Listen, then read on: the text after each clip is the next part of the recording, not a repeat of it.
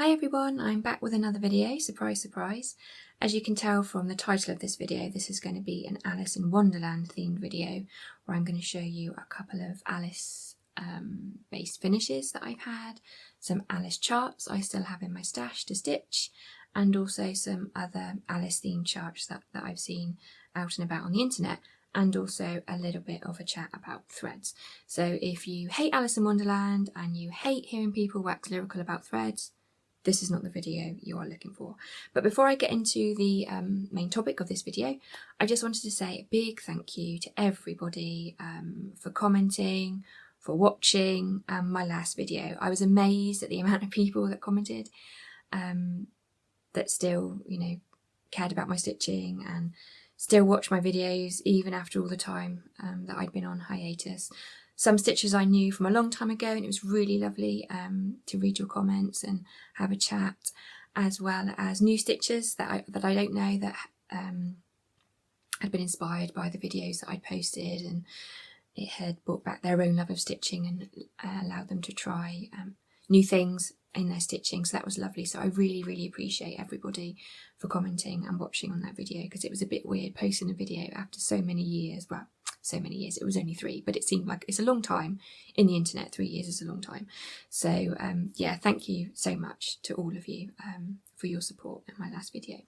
So on to the topic of this video, and as some of you know, I had my first stitching finish since October 2016, thanks in large part to Wimbledon and sitting and watching very long tennis games, as it turned out. So it meant that I could sit and stitch quite happily on Alice, and I got a finish on her, and I knew it wouldn't take too long once I got my bearings with the colours. I was having problems for whatever reason picking out colours, as I said before, but I stopped overthinking it, just picked the colours and went with it and got a finish. So I'm going to show you finish here. I did put a picture up on Instagram, but it's very hard to the colours and things, it's bit of a craptastic photo right now, but that's what it looks like there. As I said before, stitched on 40 count pearl grey linen with a variety of threads. And I thought what I would do for a change is I will talk you through the different threads that I used, and I actually think I used in this one all of my favourite brands of thread in the end. Originally I wanted to make this piece sort of a one brand only piece, but I couldn't do that, and so in the end I just picked from whatever I could find in my stash. But for anybody that's relatively new to my channel, might not have watched my previous videos, this is your first time watching one of mine, I love threads. That's one of the things that I love the most about stitching, is threads. I have quite a large collection of threads, but I will say thanks in a large part to a little project I did for myself throughout 2015, which I called Operation Thread Porn. That really helped me focus on the thread brands that I loved the most and that I wanted to keep in my collection and to use. The point of Operation Thread Porn, I had amassed hundreds and hundreds and hundreds of skeins of hand-dyed thread, but I was finding I was still reaching for my favourites. So throughout the year of 2015, I set a goal for myself of a certain percentage. I think it was 12 to 15% I wanted to use of my hand-dyed thread stash. That wasn't complete skeins, it was just to use those colours in different pieces throughout the year. So of the 50 pieces that I stitched and finished in 2015, anytime a hand-dyed thread was used, that colour was never repeated in another project. And I should have looked up on my blog. I did at the end of the year work out exactly what percentage I'd used, and I think it might even have been 25%. It was 20-something%, I think. So I'd done really well. But in that time, forcing myself in a nice way to use all those different threads really helped me to see that I'd amassed some threads that I didn't really need, didn't necessarily like. And that for me personally, it was very much a case at that point in time of quantity over quality. So as a result of that, that really helped me to stop hoarding threads basically, and it helped me to let go of some that I knew that I wouldn't get to use. I had others in my stash that I would rather use. So as a result of that, thinking about March last year, I destashed about 100 or so skeins of thread from my collection. I think I've got a picture somewhere of that bundle, so I'll put that in here so you can see. I've still got an awful lot of thread to use. Love the majority of what I've got left, and I'm going to spend, you know, a great amount of time working my way through them as I did before. So yeah, that's a little potted history of me and threads. I was a bit of a hoarder of threads, but I've broken that habit now, so hopefully yeah, one thing you won't see on any videos that I do are like hauls or anything like that, because I don't need to buy a lot of cross stitching stuff. There's the odd thing that I buy here and there, but nowhere near what I used to. So yeah, me and threads, it's been a bit of a ride, but there we go. Anyway, enough about that. What I'm going to do now is flip the camera so that I can talk you through, so you can see a bit close this design in more detail, the changes I made and the threads that I used, and talk about them for a little bit.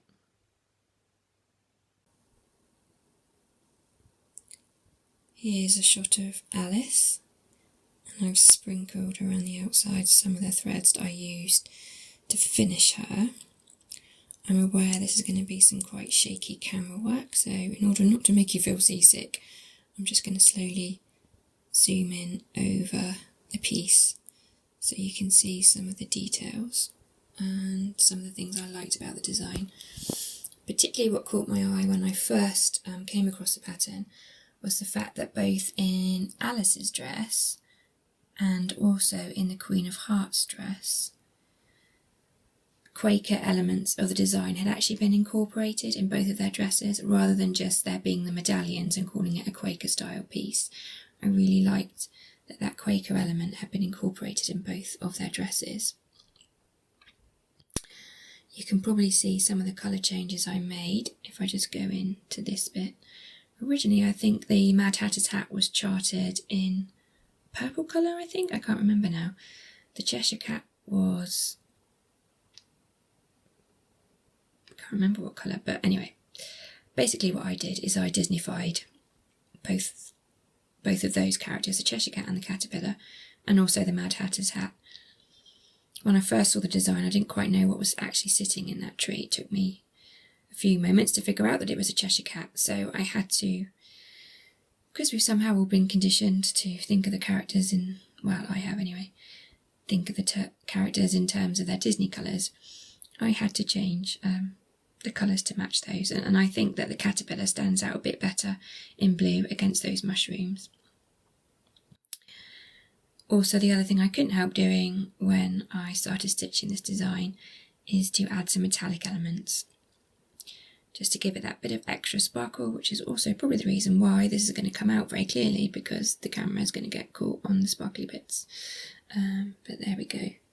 What I'll do now is I will just chat through the threads I used, why I used them, and why I like them.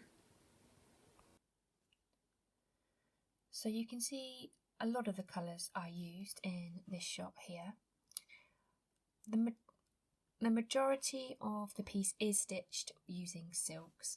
There were quite a number of Ver A Soie Soie that I used. Originally I'd wanted to do as much as I could thread-wise in hand-dyed thread, but I think because of the nature of the colour of the fabric being grey, only using one strand of thread, I needed to use some really vibrant colours in order for it to stand out from the fabric. So for a lot of the solid stitching, I used Ver A Soie silks, which one of my favourite brands of silk. You can see the colour I used there for that piece of solid stitching. As I say, the black would be a Ver A Soie, the blue of Alice's dress, the blue of the caterpillar, all of those are a Soie d'Alger. Again, it is one of my top silks to use. I love stitching with it. It was really nice to come back to stitching on this piece and using a variety of different silks. I think in the end, once I decided what colours I wanted, it did help to get that stitchy bug working again. So I've used Soie d'Alger silks in a number of different projects over the past sort of 4 or 5 years. The first time I used them was in the band sampler, the Northern Expressions Needlework rainbow sampler, the very first one that Nicole did. The first time I used these silks was then, and I basically haven't stopped using them since. So they're a fabulous brand of silk to try it if you haven't already, and also a good one if it's your first time using silks. They're really lovely and easy to stitch with, and the coverage is brilliant on them. The next type of thread I used for the Mad Hatter's hat, one of my favourite brands of thread, Rainbow Gallery thread. There's actually 3 types of Rainbow Gallery thread I used in this design, but the Mad Hatter's hat is stitched in silk, petite silk lame braid. If you stitch a lot of chatelaines, you've probably come across this thread, and Martina started using it in her sort of more recent chatelaines that she designed over the past few years. So I've got a few of these in my stash because I've stitched a number of different chatelaines. So I like using it. It's silk. There's just a very sort of soft sheen to it. It's not totally bling and in your face. For that, you want petite treasure braid, which I've used a few different shades of throughout this design. If you're a fairly new stitcher or you don't like stitching with metallics and the only type you've tried is DMC, I would definitely recommend giving the petite treasure braid a go. Obviously then, if you don't get on with it, then maybe metallics just aren't the threads for you. Not everybody gets on with stitching with them, but I find by far petite treasure braid for me is better than Krennic. You also get twice as much on a card for the same price as you do for half as much Krennic, so that's why I always tend to recommend that thread. And when people ask about the metallics that I use, those are the ones I always go for. And you can see just further down for the keys, again I use another couple of shades of gold. I seem to have a ridiculous amount of gold shades in petite treasure braid because so many different, it seems, shades of gold are used in the various chatelaines that I've stitched. So this one is Aztec gold, this one is a darker antique gold, but both used there. Because I thought if you're going to stitch keys, you just as well stitch them in metallic, seeing as those keys will be made of metal. So that's those threads. Another thread that I use, the green that you'll see throughout the piece, is the same shade of green, and it is another one of my favourites, and that's Gloriana. Again, if you stitch chatelaines, you would have come across this one. It's a 12-stranded silk, beautiful to stitch with, just lovely. It plies really easily, so it plies into 3 bundles of 4 strands, and this particular shade is Blythe Green. But again, it was really lovely to stitch with Gloriana again after such a long break from stitching, and I just like the very gentle shading in it. It's not super ridiculously stripy and variegated, it's just a subtle change in the tone of colour, so I like to use that type of thread, hand-dye thread, for stitching sort of big motifs that are in the one colour, so you can get to see the gentle effect quite nicely. Another thread that you can see in this part is the red throughout this design, this syrup colour, which is the actual thread's name, as well as the terracotta hair of Tweedledum and Tweedledee, are all stitched using Nina's beautiful hand-dyed threads. In this case, the red is Ruby limited edition silk, as is Syrup limited edition silk. Absolutely beautiful threads to stitch with, some of the softest silks ever. Beautiful sort of shading between all the colours and toning amongst the colours, just really up there with, as I will say, for probably most of the threads I've used in here, favourite brand of silk. And the terracotta shade I used for the hair of Tweedledum and Tweedledee, that was actually a cotton. So that's those there. The other silks you can see in this part of the design are sadly, some silks that you can no longer find, and they are these HDF silks. For a little while, I think Vicky was selling them on Etsy, but you can't get hold of them anymore, which is such a shame because they are brilliant, fabulous silks to work with, so easy to use, and I just love the fact that they were on spools. It just made everything so much simpler, especially if you were using them variegated, if you were using one of the premium flosses. Premium just means it's slightly thicker than DMC. The 52 yard spools of silk were basically the same sort of thread thickness as DMC. The premium floss was just slightly thicker. But if you were using that, you could easily use one thread of the premium floss on various counts of fabric. So if you used it with a variegated thread, it was just so easy to use to unwind it. You didn't have to faff about matching up the ends of colours because you knew where you cut off a length of thread to start stitching was where you finished. So all of that type of stuff, just really, really simple and fabulous silks to work with. The reason why you can see those little gemstones stuck to them is because that's to do with Operation Thread Pull, and that's the way I used to denote that I used those particular batch of hand-dyed threads already in my stash so that I didn't duplicate them again. I did the same thing on my floss away bags. So on the card I just put a little sticky gemstone just as a quick easy reference so I could see which ones I'd already used so I didn't duplicate them. So yeah, these are all supposedly solid silks. Fish pepper is the flesh colour, Kodiak bear is the brown on here and also on the tree, and Nice grey, I knew that this wasn't a solid colour when I first used it. It got first used on Mini Unleashed the Butterflies, the Heaven and Earth design that I did totally in silks. That's the result of it there. You can see quite clearly it is not solid. It should have been solid, but it didn't affect Unleash the Butterflies, and it didn't affect this little mouse here either. I quite like the way the variegation, although it shouldn't have been there, turned out in the end. So that's the HDF silks I used. The other bits and pieces I used here, we move down, the Cheshire Cat, I knew straight away what colour I wanted to work him in, and that was a Dinky Dyes colour, Brambleberry, this one is, and I used it along with another petite treasure braid that I pinched out of Miss Cherry Blossom. This is the one I'm using instead of the Charted Krennic in the Mirabilia. So I used this combination of threads for the Cheshire Cat. Initially, when I saw that tree there, I thought, oh, that's a great opportunity to use a lovely variegated thread. The one I wanted to use was Nina, again another limited edition Nina silk in Bonbon, which is just such beautiful variegation throughout that one, but it was too much because it's such a fine silk. On the grey fabric, it just wouldn't have shown up and it would have been a waste, so that's why I decided to stitch it in the HDF Solid Kodiak Bear.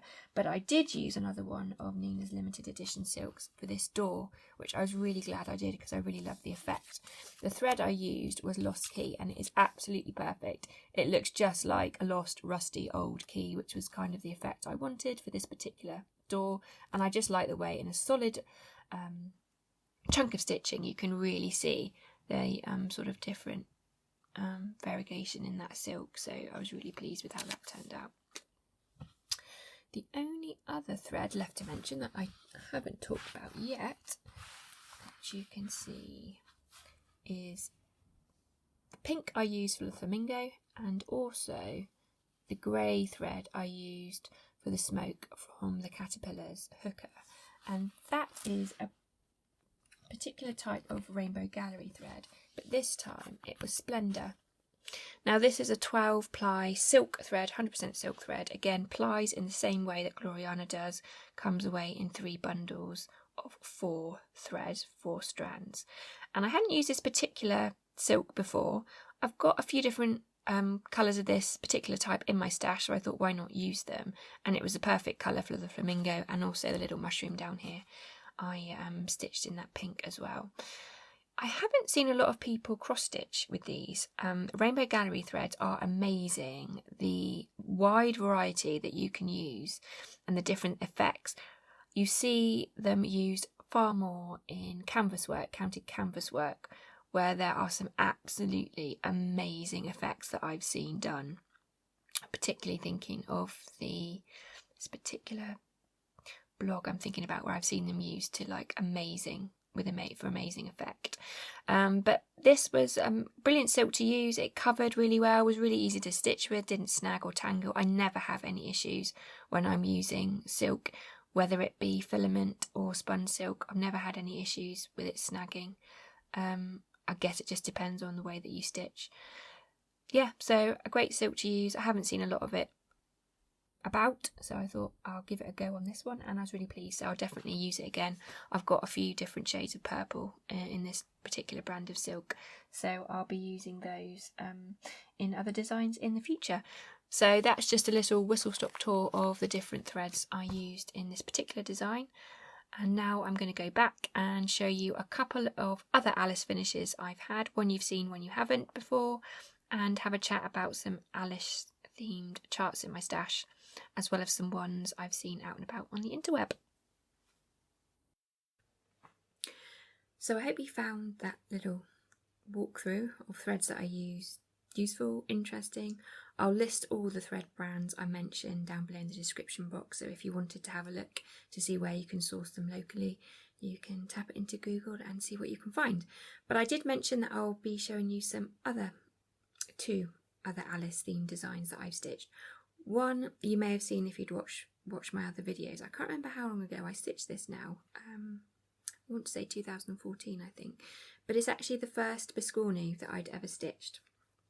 And it's this one here. You probably recognise the type of design that it is. It's a Cloudsfactory design. A Biscornu pattern that they specifically designed for the purpose. You could, of course, if you have Cloudsfactory designs that aren't Biscornu shaped, I'm sure you could figure out how to place all the characters in them, so you could make a Biscornu if you wanted to. But yeah, so it's stitched in DMC, apart from the little metallic elements that I obviously added because I have some slight obsession with using metallics in as much different things as I can. And I also decided for my first Biscornu that I would do a beaded edge, so you can see there delicate beads going around the outer edge of it. So that's another Alice themed finish that I've had. The next one is one that I stitched in 2016, I think, so it's one that I haven't shown on this channel, but I put up a picture of it on Instagram, and I really love how this piece came out. I was so pleased with the threads and everything about it. It's just exactly how I wanted it to look. And it's Alice in Wonderland, and it's by the Little Stitcher. Again, I'll link to the chart down below. It's a PDF download chart. But the fabric I use, again, is a 40 count Newcastle Zweigart linen, but it's what's it called, Vintage Country Mocha, and I particularly like that fabric. I've bought a fair few fat quarters of it over the years. It's hard to find different colours of 40 count fabric. You can find them, but there is nowhere near the range of colours offered by shops online as there are in the lower counts, like 28 and 32 counts. And although I know there are plenty of indie hand dyers that will dye 40 count, sometimes it doesn't, the fabric, it shrinks a bit too much and the holes are even smaller to see, and it just makes the fabric just a bit rougher. But with this particular type of fabric, there's a few different shades that Zweigart do in their vintage range of fabrics. But I just, the Vintage Country Mocha, I just really like the sort of slight hand-dyed look about it. And I just think it's lovely for sort of primitive, folksy type pieces like this.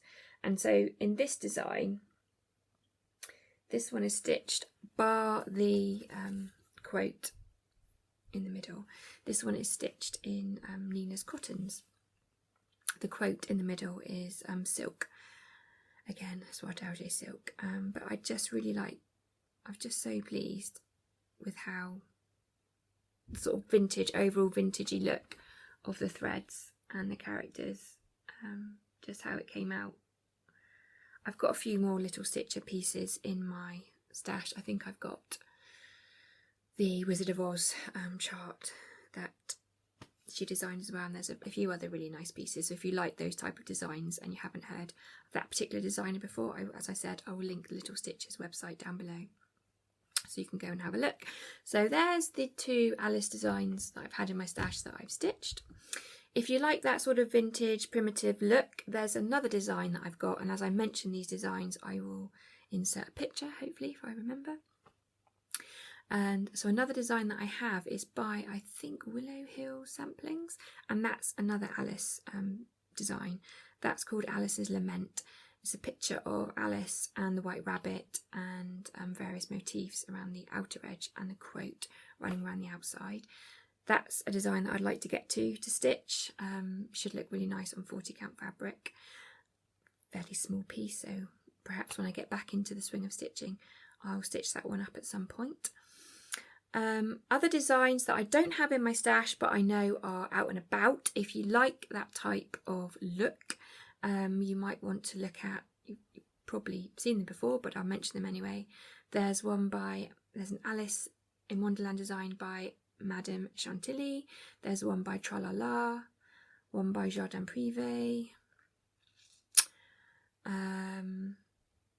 another odd one, Alice themed design, not quite in this style, but is one of the latest Mirabilia releases. They've released an Alice design.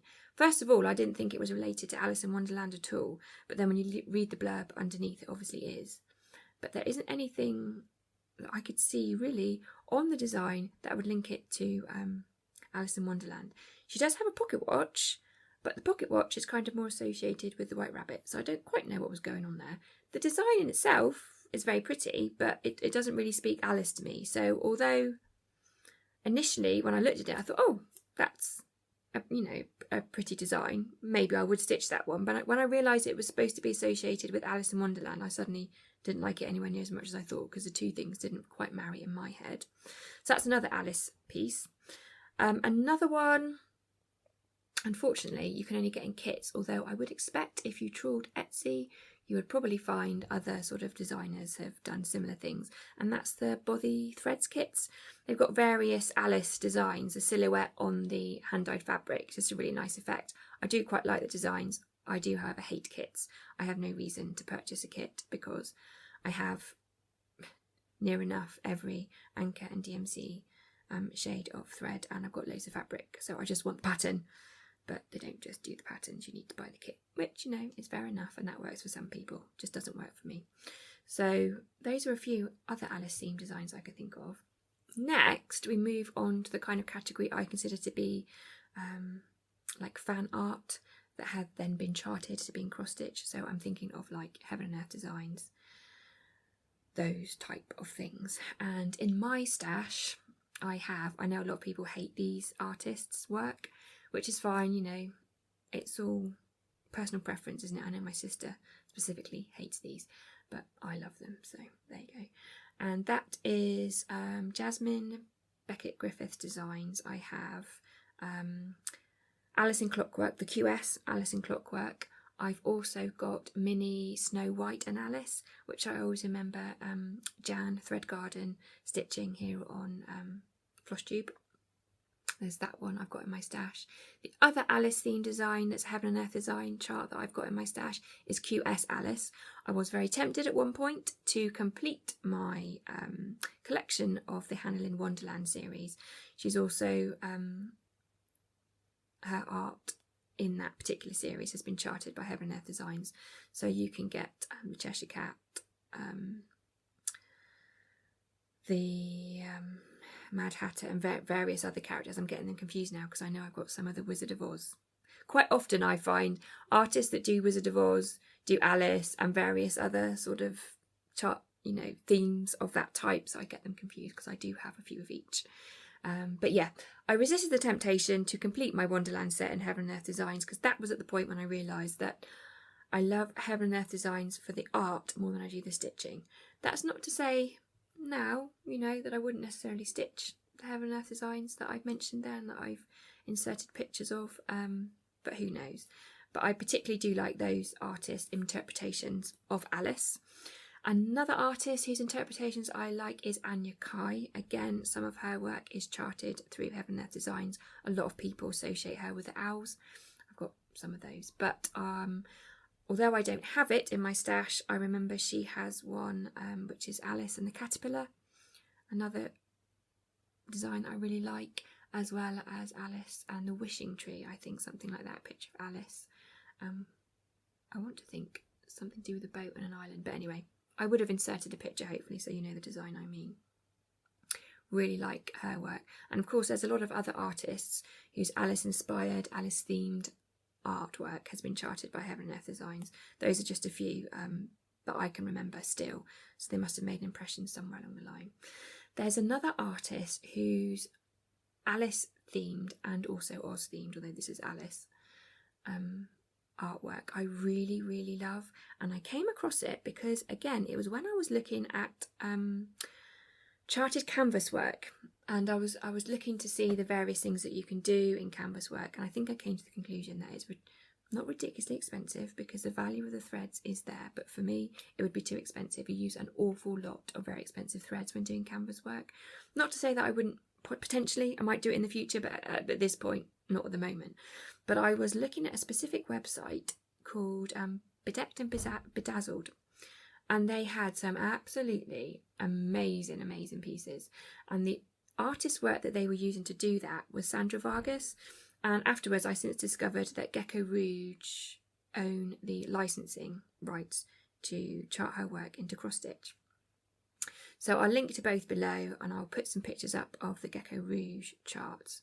The trouble with Gecko Rouge is that they only produce kits of their charts. You can't just buy the chart, which is such a shame because I do not need to pay 80 quid for a chart when I already have the fabric and the threads in my stash. I just want the chart.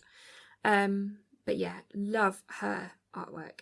So she's got an Etsy page, so maybe at some point I will treat myself, get some postcards, bookmarks, little things like that that I can display with her artwork in without having to stitch big pieces. The same for Hannah Lynn as well. She often has postcards and things of her designs either on her eBay page or her Etsy page as well.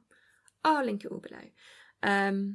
But yeah, so there are just some of a few of the Alice themed designs that I've seen around and about that I've liked. Let me know in the comments below if there's a particular sort of theme that you like. Might not be Alice, it might be, quite often is fairy tale bookish themes with people. It might be something else that you found that in your stash you have quite a few charts on that similar theme. Let me know in the comments down below what that is and why you love it. Also, if there's any other Alice designs that you know of, mention them below. Somebody else looking through the comments who's a particular Alice fanatic might appreciate being pointed in the direction of some other Alice theme charts. And also on the subject of threads, if there's a particular thread that you've been using lately that you've been loving, might just be a colour of DMC that you love. Everybody's got their favourite. Mine is obviously a purple shade, although at the moment I can't tell you exactly which one it is, but it's the one that resembles Cadbury's Dairy Milk, which I love but cannot eat. Yeah, let me know if there's a favourite thread you've been using, whether, as I say, it's just a favourite colour of DMC, or whether it's a new silk you found, a new hand-dyed cotton or something, anything, pearl, whatever. Let me know in the comments below. Share that. I always love to see new threads. And that's it for this video. Alice themed. I do like my theme videos. I'm not very good at just talking about random things. I talk randomly about a topic, but I can't talk about all sorts of different random things in one video apparently.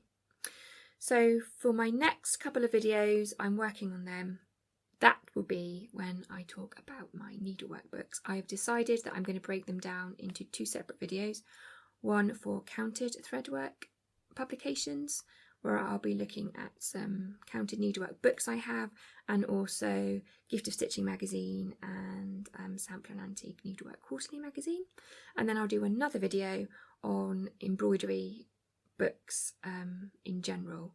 So sort of start guides, those type of things, looking at sort of black work, white work, gold work, cool embroidery, ribbon embroidery, all of that stuff. So two separate videos, because I figured not everybody's going to be interested in them anyway, and more likely than not people would be interested perhaps more in the counted than they would be in the general embroidery, so I decided to break it down, make it easier on myself and easy for you to pick through videos that you might be interested in. So that's it for today. I hope wherever you are everything's going well for you and that you're enjoying your stitching, because after all that's why we're all here, and I will see you in a few weeks' time hopefully.